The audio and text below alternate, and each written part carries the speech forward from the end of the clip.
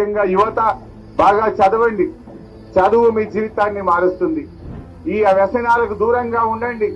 ఈ మధ్య కాలంలో కొన్ని గుడుంబ గంజాయి లాంటి గ్రామాల్లో స్టార్ట్ అవుతా ఉన్నాయి. అలాంటి వ్యసనాలకు లోనైతే జీవితం నాశనం అయిపోతుంది. దయచేసి డ్రగ్స్ కానీ ఇలాంటి చెడు అలవాట్లకు దూరంగా ఉండండి. చదువుకోండి.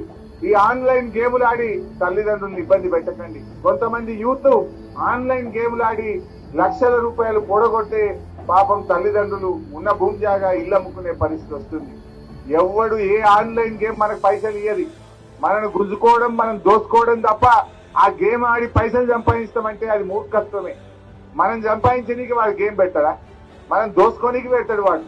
అందువల్ల యువత దయచేసి ఈ ఆన్లైన్ గేములు ఆడకండి. డ్రగ్స్ లాంటి వ్యసనాలకు దూరంగా ఉండండి. అంబేద్కర్ ను స్ఫూర్తిగా తీసుకోండి.